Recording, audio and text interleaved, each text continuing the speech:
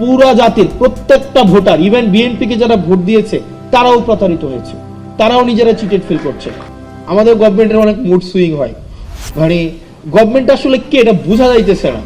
মানে এটা আসলে হাসিনার সময় না একটা বোঝা যাইতো যে ডিসিশনটা দিন শেষে কে নেয়। মানে দিন শেষে দেখবেন ডিভোর্সের প্রবলেমও দিন শেষে ডিসিশন দেয় হাসিনা, দিন শেষে সবাই দৃষ্টি আকর্ষণ করতো হাসিনার। তো এখন আসলে এই জায়গায় মানে ডিসিশনটা আমার কাছে মনে হইতেছে there are so many governments within the governments, আমার কাছে এটা মনে হইতেছে। মানে আমি নিশ্চিত না, কারণ এবং আপনি দেখবেন খুব শীঘ্র এটা বলা হবে যে আমাদের প্রাইম মিনিস্টারকে, এইচপিএমকে ভুল বোঝানো হয়। এখন ভুলটা বুঝায় কারা? দেখা যায় এখানে অনেক ধরনের ফ্রিঞ্জ এলিমেন্ট আমার কাছে মনে হয় গভর্নমেন্টের সাথে আছে, যারা আমাদের যে জন আকাঙ্ক্ষা তৈরি হয়েছিল, রাষ্ট্রের যে আকাঙ্ক্ষা তৈরি হয়েছিল, সেই জায়গা থেকে গভর্নমেন্টকে অনেক দূরে সরিয়ে নিচ্ছে। এবং এখানে আমাদের যে সংস্কারের ইনস্টিটিউশনাল আমাদের ইন্ডিপেন্ডেন্ট হওয়ার কথা ছিল, আমাদের জুডিশিয়ারি হচ্ছে ইন্ডিপেন্ডেন্ট হওয়ার কথা ছিল, আমাদের বিউরোক্রেসির জায়গায় হচ্ছে একটা মেসিভ একটা আমাদের এটা হচ্ছে রিস্ট্রাকচার হওয়ার দরকার ছিল, আমাদের পুলিশ সংস্কার কমিশন হওয়ার দরকার ছিল। এই সব জায়গা থেকে গভর্নমেন্ট অনেক দূরে সরে গিয়েছে, কারণ গভর্নমেন্টের কাছে মনে হচ্ছে সে যদি সবকিছুকে নিয়ন্ত্রণ না করতে পারে, সবগুলাকে যদি মিসঅ্যাপ্রোপ্রিয়েট না করতে পারে, সে নাকি সরকার যথাযথভাবে চালাতে পারবে না।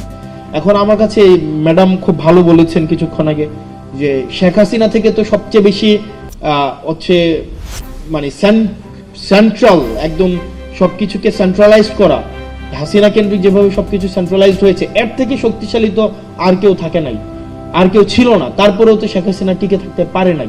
এখন গভর্নমেন্টের মাথার মধ্যে যদি এটা এখন হয় যে আমাকে সবকিছুই নিয়ন্ত্রণ আমার লাগবে, সবকিছুই আপনার হচ্ছে তারেক জিয়া এসে সমাধান করতে হবে। একদিন দেখলাম যে মিনিস্ট্রিতে কোনো এক এমপ্লয়ের ওনার ছেলে হারায় গেছে, এইটা হচ্ছে এই জায়গায় হচ্ছে তারেক জিয়া হচ্ছে এই জিনিসটাকে সলভ করতে হয়েছে।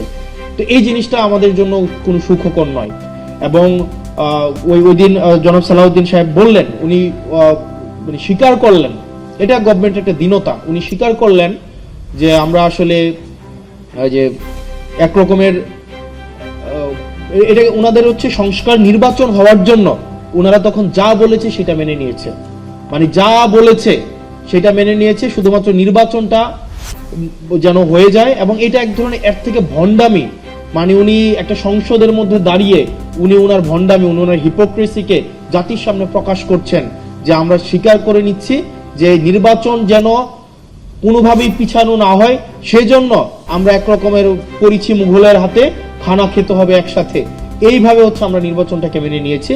এবং সংস্কার ওই সময় আপনারা যা বলেছেন সেটাকে আমরা মেনে নিয়েছি। এখন যেহেতু আমরা নির্বাচিত হয়ে গিয়েছি, এখন আর মানুষকে, পিপলকে কেয়ার করার আমাদের কোনো সময় নাই।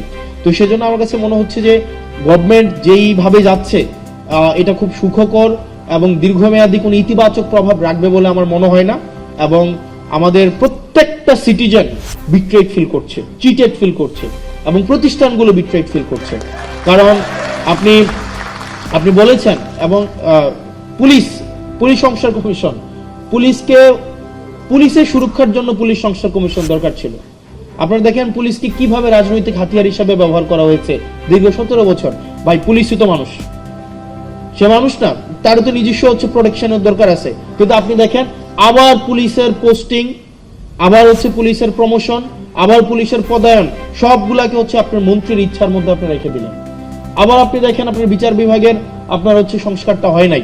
এখানে সেক্রেটারি, ওই দিন আইনমন্ত্রী সংসদে দাঁড়াইয়া উনি অনেকগুলা সত্য উনি চেপে গিয়েছেন, এবং উনি অনেকগুলা অসত্যের অবতারণা করেছেন কাব্যিক ভাবে, এবং খুবই মানে এত মানে এইভাবে লাই বলতে পারে, এটা আমার কাছে খুব অবাক হয়েছে। উনি বলেছেন পোস্টিং, প্রমোশন, পদোন্নতির এটার কোনো এখতিয়ার নাকি আইনমন্ত্রীর নাই। খাতা কলম অবশ্যই নাই, কিন্তু প্র্যাকটিসে আইনমন্ত্রী যেটা বলে সেটাই হয়। এখন আপনি একটা বিচারক, ফেয়ারলেস কোন একটা বিচার কার্য পরিচালনা করবে, বাংলাদেশে তো এই পরিস্থিতি নাই। আপনি তার সেক্রেটারিয়েটে আপনি তাকে দখল করে রাখলেন। আমাদের ব্যুরোক্রেসিকে আপনি হচ্ছেন স্ট্রাকচারাল রিফরমেশন আনলেন না। এবং এটা না আনার কারণে যেটা হয়েছে, পুরা জাতির প্রত্যেকটা ভোটার, ইভেন বিএনপিকে যারা ভোট দিয়েছে তারাও প্রতারিত হয়েছে, তারাও নিজেরা চিটেড ফিল করছে। কারণ দিন শেষে তো বিএনপি রাষ্ট্র কাঠামোর বাইরে না। বিএনপির হয়তো আপনি যদি পার্টি পলিটিক্স করে কত, মানে একটা নির্দিষ্ট যদি অংশ 5% বা 10% পার্টি পলিটিক্স করে, ভোটার মানেই তো কর্মী না। যারা ভোট দিয়েছিল যে বিএনপি এসে এগুলোর সংস্কার করবে, তারাও এখন বিট্রেড ফিল করছে। সেজন্য আমাদের এখন আবার রিঅর্গানাইজ হইতে হবে।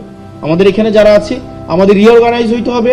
আমাদেরকে মনে রাখতে হবে শুধুমাত্র ফাইটটা সংসদের ভিতরে না, আমাদের সংসদের বাইরে, আমাদের প্রত্যেকটা জায়গা থেকে আমাদের এই যে সংস্কারের যে আকাঙ্ক্ষা, আমাদের রাষ্ট্র কাঠামোর প্রত্যেকটা ব্যক্তি, প্রত্যেকটা আমজনতা যে নাগরিক হয়ে উঠবে, সেই লড়াইটা আমাদের সেটা অব্যাহত রাখতে হবে।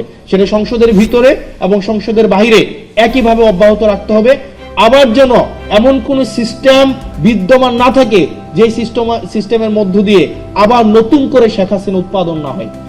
আমাদের আবার মাথায় রাখতে হবে সেটার মধ্য দিয়ে একজন ব্যক্তি ঢুকে আবার শেখ হাসিনা হয়ে বের হবে, এরকম কোন যেন রাষ্ট্র ব্যবস্থা বাংলাদেশে বিদ্যমান না থাকে। সেই জন্য আমাদের লড়াইটা অব্যাহত রাখতে হবে। আপনারা ভালো থাকবেন, আপনারা সুস্থ থাকবেন, আপনাদের সাথে দেখা হবে। এবং আমরা যেহেতু 5ই আগস্ট জুলাইয়ের মধ্য দিয়ে আমরা এই প্রজন্ম গিয়েছি, আমরা সংস্কার অবশ্যই আনবো। আজকে না হোক আগামীকাল না হোক পরশু।